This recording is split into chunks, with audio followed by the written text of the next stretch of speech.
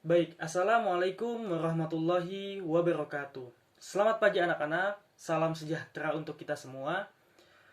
Semoga pagi ini kita dalam keadaan sehat walafiat dan tetap belajar dari rumah dengan aman dan nyaman. Nah, pada pagi hari ini, izinkan Bapak memperkenalkan diri terlebih dahulu. Nama Bapak Refri Ramadhani, kalian bisa memanggil dengan sebutan Pak Dani. Pada pertemuan kali ini, Bapak merupakan mahasiswa PPL UPI yang bertugas di SMA 8 Bandung untuk mengampu mata pembelajaran geografi mendampingi Pak Latif dan Ibu Opi. Untuk itu, semoga kita bisa belajar aman, nyaman dari rumah masing-masing dan semoga kita sama-sama bisa mengasah dan mencari ilmu khususnya di mata pembelajaran geografi ini. Nah, pada kesempatan kali ini kita akan belajar melanjutkan materi sebelumnya mengenai konservasi flora dan fauna di Indonesia dan di dunia dan pemanfaatan flora dan fauna tersebut sebagai sumber daya alam. Untuk itu silahkan kalian siapkan catatan dan silahkan siapkan pertanyaan. Nanti di akhir kita akan ada sesi diskusi terlebih dahulu. Oke, baik, kita akan masuk ke dalam materi konservasi. Tapi sebelum itu, Bapak ingin kita sama-sama membaca bismillah, atau yang non-muslim bisa menyesuaikan agar kita sama-sama bisa berkah dalam mencari ilmu. Bismillahirrahmanirrahim. Nah, pada pembelajaran kali ini, tujuan kita mempelajari materi kali ini adalah yang pertama, untuk mengenal lebih jauh mengenai konsep-konsep flora dan fauna yang ada di Indonesia dan di dunia. Yang kedua, kita dapat menganalisis konservasi flora dan fauna di Indonesia serta di dunia. Yang ketiga, kita dapat menganalisis pemanfaatan flora dan fauna sebagai sumber daya alam. Dan yang keempat, kita bisa sama-sama berpikir logis, memiliki rasa ingin tahu yang tinggi, dan kolaboratif, serta terampil memahami fenomena-fenomena geografi di lingkungan kita masing-masing. Baik, kita akan langsung saja masuk ke dalam materi. Yang pertama kita akan membahas mengenai konservasi flora dan fauna. Nah, pasti kalian sering mendengar istilah konservasi atau istilah rehabilitasi. Menurut kalian, apa itu konservasi? Baik, Bapak akan coba menjelaskan kepada kalian apa itu yang dimaksud konservasi. Konservasi itu adalah pengelolaan biosfer secara aktif yang bertujuan untuk menjaga kelangsungan keanekaragaman flora dan fauna dan pemeliharaan genetik di dalam suatu spesies, termasuk juga pemeliharaan fungsi biosfer sebagai ekosistem. Nah, jadi di sini ada beberapa kata kunci yang bisa kita ambil, yaitu pengelolaan biosfer secara aktif, pengelolaan secara aktif, kemudian untuk menjaga kelangsungan keanekaragaman. Jadi ada sifatnya itu menjaga kelangsungan keanekaragaman flora dan fauna dan pemeliharaan keragaman genetik. Nah, jadi di sini ada pengelolaan, menjaga, pemeliharaan, dan pemeliharaan fungsi biosfer seperti ekosistem. Nah, jadi sederhananya konservasi ini adalah bagaimana kita bisa menjaga flora dan fauna agar flora dan fauna ini tetap ada dan berkelanjutan sehingga bisa dinikmati juga oleh generasi-generasi setelah kita. Baik, akan kita lanjutkan. Setiap suatu kegiatan pasti memiliki tujuan. Apa itu tujuan konservasi? Akan saya jelaskan. Yang pertama, tujuan dari konservasi itu adalah menjaga berlangsungnya proses ekologis dan sistem kehidupan. Nah, seperti yang kita ketahui, di alam semesta ini, khususnya di bumi ini, pasti memiliki sistem-sistem yang ketika satu hilang, maka dia akan mempengaruhi hal yang lain. Mungkin kalian, anak-anak sekalian, sering mendengar istilah rantai makanan atau jaring-jaring kehidupan atau jaring-jaring makanan. Nah, ketika salah satu hilang di dalam sebuah rantai makanan, pasti itu akan mempengaruhi yang lainnya. Nah, ketika flora fauna juga hilang, maka kita sebagai manusia akan terancam juga seperti itu. Nah, itu yang pertama. Yang kedua, itu menjaga keanekaragaman genetika flora dan fauna. Jadi, menjaga keanekaragaman si flora fauna ini. Kalau kita ketahui, misalnya jenis-jenis burung itu sangat banyak sekali. Ikan, dan banyak lagi keanekaragaman khususnya di negara kita Indonesia yang kaya akan potensi flora dan fauna sebagai sumber daya alam. Nah, ini harus kita jaga. Yang ketiga apa? Yang ketiga adalah menjamin pelestarian pemanfaatan makhluk hidup pada ekosistem. Jadi, menjamin adanya kelestarian dan pemanfaatan makhluk hidup tersebut. Jadi, flora dan fauna ini sangat berguna untuk manusia dan bisa kita manfaatkan. Untuk itu, kita harus melestarikannya dan menjamin akan kelestariannya untuk bisa dinikmati secara berkelanjutan, sehingga nanti ada konsep pembangunan yang berkelanjutan, bagaimana si flora dan fauna ini bisa dimanfaatkan juga nantinya oleh anak dan cucu kita. Seperti itu. Oke, sampai sini Bapak rasa kalian masih menangkap ya isi materinya. Kita akan lanjutkan ke konservasi flora dan fauna. Nah, di dalam PP Republik Indonesia nomor 28 tahun 2011 itu telah dijelaskan konservasi flora dan fauna itu dibagi menjadi dua bagian. Yang pertama ada kawasan suaka alam dan yang kedua adalah kawasan pelestarian alam. Nah, dua kawasan ini sebenarnya memiliki fungsi yang hampir sama, hanya sedikit ada perbedaan seperti itu. Sama-sama merupakan kawasan perlindungan untuk flora dan fauna, serta menjadi kawasan penyanggah kehidupan bagi kita dan bagi ekosistem atau bagi lingkungan di sekitar kita. Itu persamaannya. Jadi sama-sama menjadi membawa fungsi perlindungan, pemeliharaan, dan juga pelestarian seperti itu, dan penyanggah tadi ya, penyanggah kehidupan. Nah, perbedaannya terdapat di mana? Kalau kawasan pelestarian alam itu dia memiliki fungsi pemanfaatan. Jadi kawasan pelestarian alam ini nantinya masih bisa dimanfaatkan oleh manusia. Contohnya untuk rekreasi ataupun mungkin untuk hal-hal lain dengan aturan-aturan tertentu. Nah, kalau kita lihat di PowerPoint, terdapat dua contoh. Satu adalah contoh kawasan suaka alam dan satu merupakan contoh dari kawasan pelestarian alam. Yang di sebelah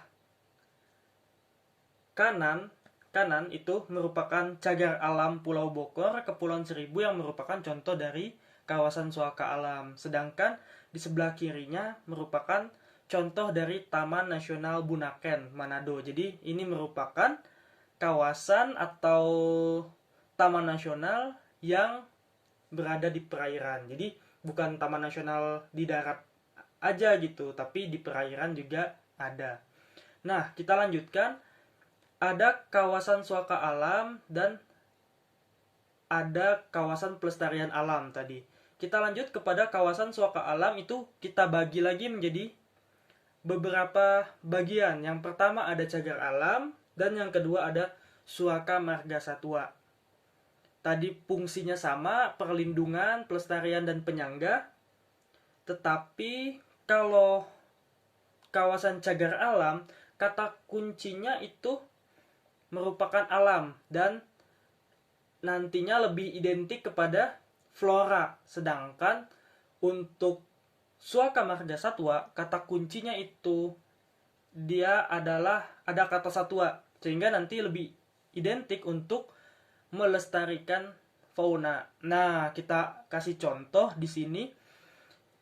Yang di atas itu ada Pegunungan Arfak di Jayapura, yang di sana memiliki flora yang khas berupa anggrek-angrekan. Nah, di sana banyak sekali ribuan anggrek yang dilestarikan di Pegunungan Arfak Jayapura. Yang kedua ada Pulau Obi di Halmahera Selatan, yang flora khasnya adalah kayu merah. Nah, itu adalah contoh dari cagar alam.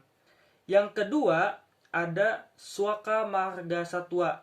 Nah, Suaka Marga Satwa ini adalah contohnya, kita bisa melihat di atas ada Pulau Manuk yang berada di Maluku Tengah. Di sana ada fauna khasnya yaitu belibis dan raja udang.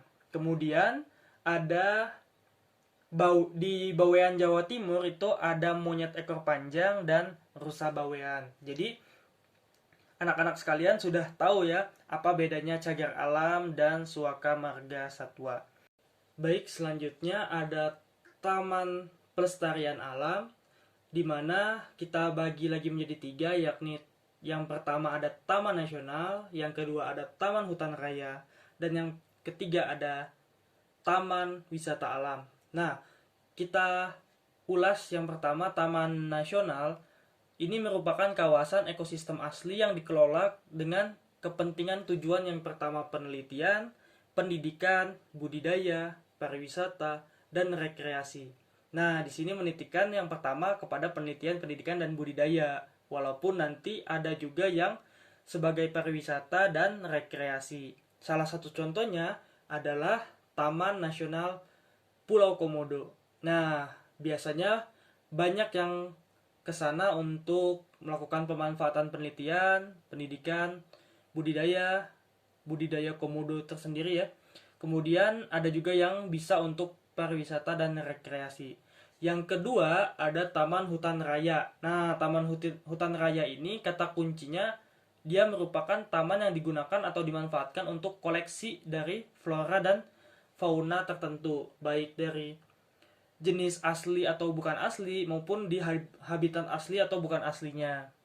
Yang terpenting adalah mempertahankan dan melestarikan keanekaragaman, sehingga disebut juga dengan taman koleksi karena bermacam-macam dan beraneka ragam. Yang ketiga ada Taman Wisata Alam. Nah, seperti namanya di awal sudah ada wisata, berarti penekanannya adalah untuk melestarikan dan dapat dimanfaatkan untuk berwisata dan berrekreasi.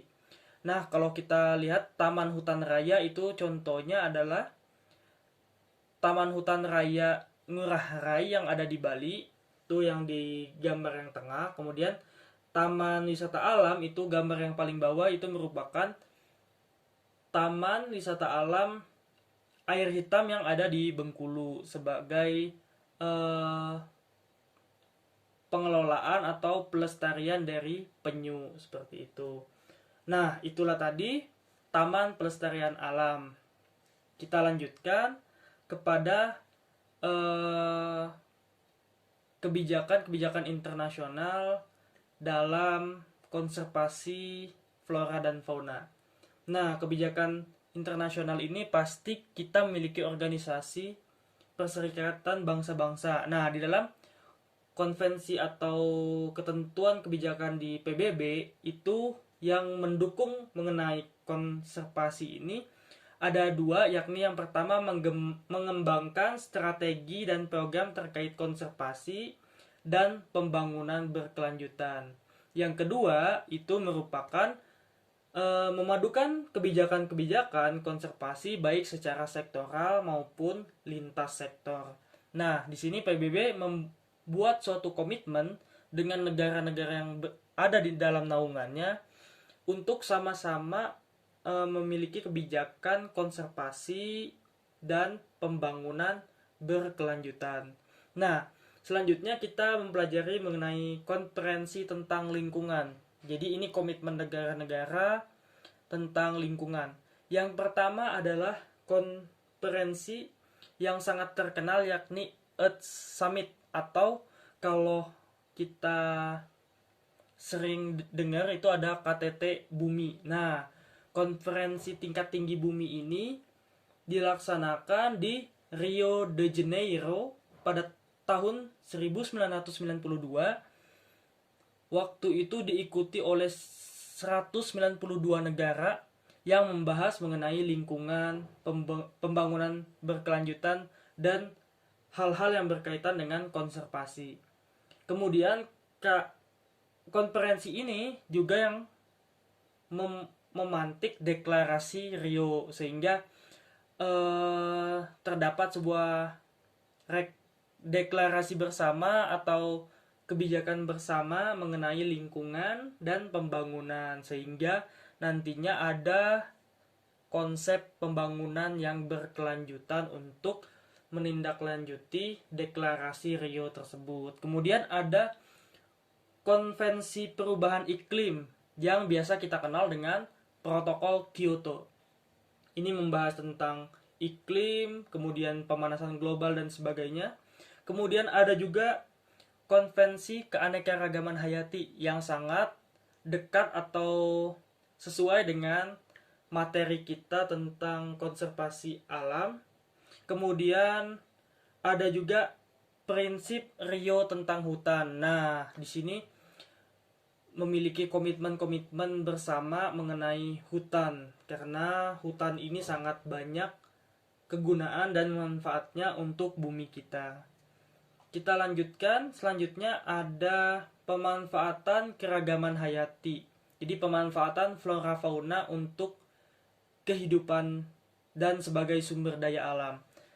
Nah, di sini Bapak mengelompokkan ada 3 pemanfaatan flora dan fauna dalam sumber daya alam. Jadi yang pertama itu sumber daya alam digunakan sebagai sumber bahan pangan. Seperti yang kita ketahui, manusia dan seluruh makhluk hidup pasti butuh makan, dan flora dan fauna ini merupakan sumber dari bahan pangan. Sehingga ketika kita melestarikan flora dan fauna, sudah otomatis kita dan itu berguna untuk kita sendiri, seperti itu. Jadi kita melestarikan flora dan fauna itu untuk kita dan anak cucu kita sendiri, seperti itu. Bisa dibayangkan ketika nanti flora dan fauna itu hilang atau punah, tentu nanti generasi selanjutnya tidak memiliki sumber bahan pangan yang cukup.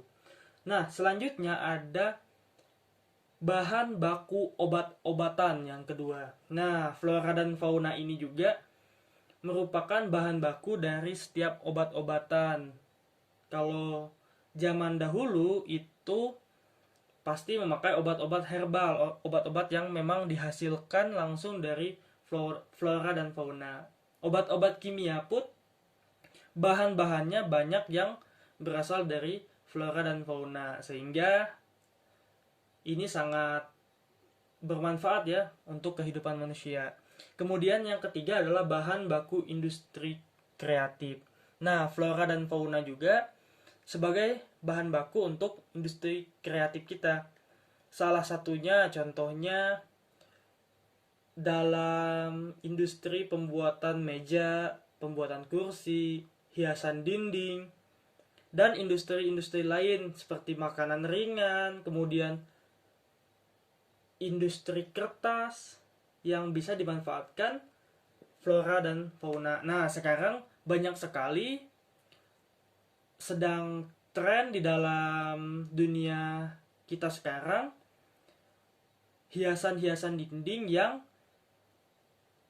berasal bahan bakunya dari flora dan fauna. Bahkan sekarang tumbuhan-tumbuhan itu sedang dikoleksi di rumah-rumah, dan itu juga sebagai industri tersendiri dan memiliki pasar sendiri dalam kehidupan kita sekarang. Nah, sehingga flora dan fauna ini sangat bermanfaat bagi kehidupan makhluk hidup, terutama bagi manusia.